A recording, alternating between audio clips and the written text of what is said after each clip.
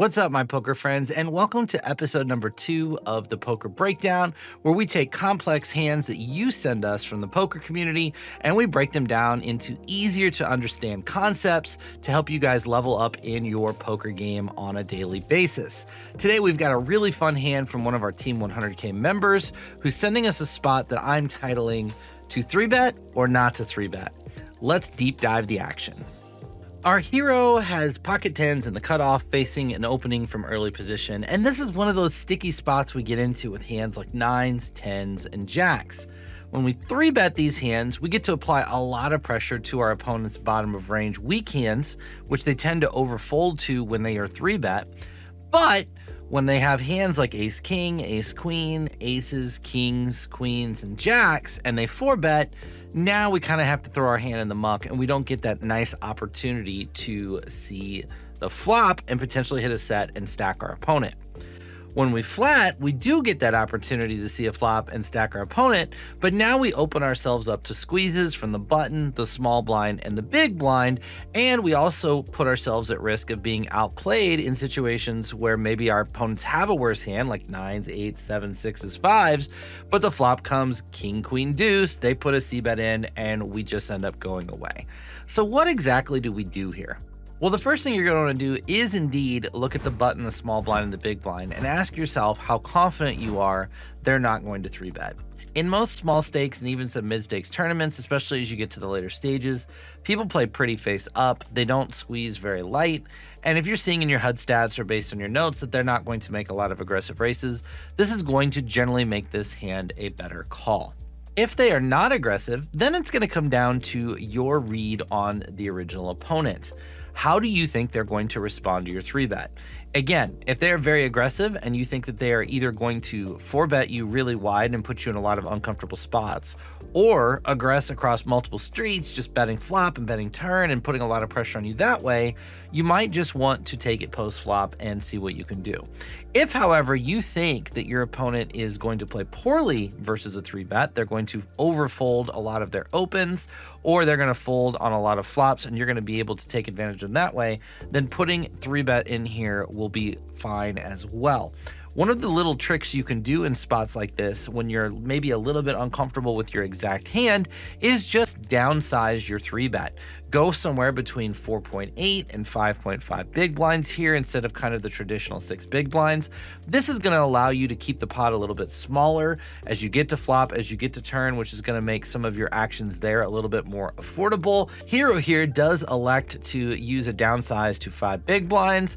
It folds around to the original raiser who calls, and then he leads? What?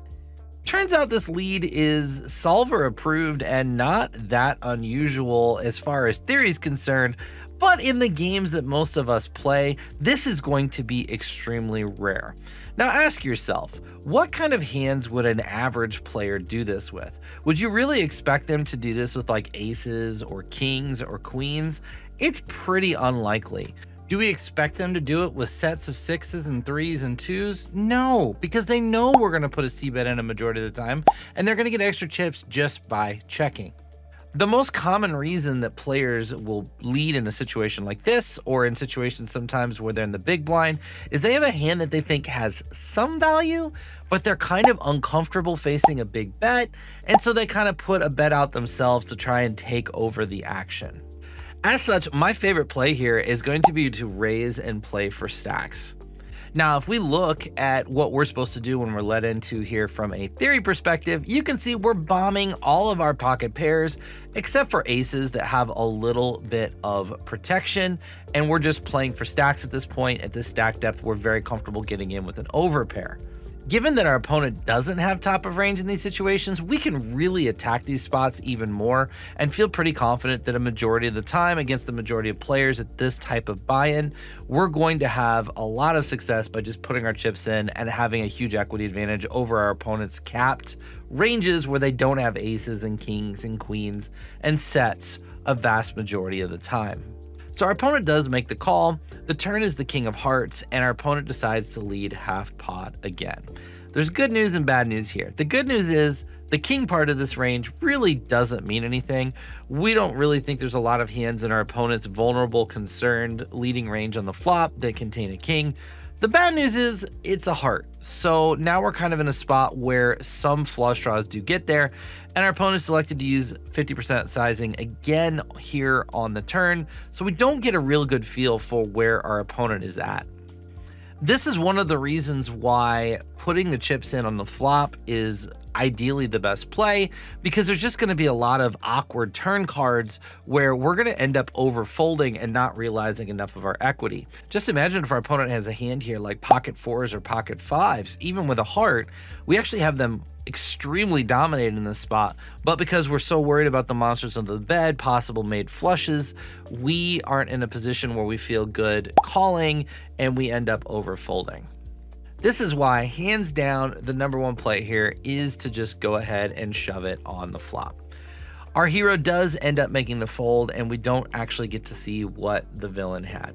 One thing that's key is if you're trying to decide whether you're going to 3-bet or not, try to have a little bit of looking ahead and having a confidence and an awareness for how you're going to approach situations post-flop. As you build that pot, are you going to be able to make the aggressive plays and put yourself in a position to play for stacks, or are you going to get in awkward spots and maybe not aggressive enough or be a little timid? We're all guilty of it. We've done it. I've done it. So if you feel like your awareness of yourself is that you're not going to follow through enough post-flop, then again, in these spots where you can go both ways, maybe take the conservative approach. Keep the pot a little bit smaller and keep yourself in a situation where you can call more streets, realize more equity, and make better decisions moving forward. When we do 3-bet, especially sub 40 big blinds, we got to be willing to play for stacks and realizing equity in spots where we have good equity. And that's going to mean sometimes that we got to play big pots in spots where we might not want to from a tournament's perspective.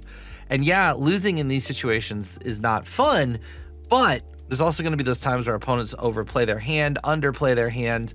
We get a 80 big blind pot here, and now we're sitting with a top 3, top 4, top 5 stack late in a tournament with a chance to make a deep run or even find a win. That'll do it for EP number 2. Thank you so much for tuning in. Hit that like and subscribe button. Be sure to follow me on all my socials down in the description. Drop a comment. Let us know how you might play this situation. And if you have a hand for the poker breakdown, hit me up. All my contact info is below. Send me a hand, and maybe you will be in the next episode of the Poker Breakdown. See you tomorrow.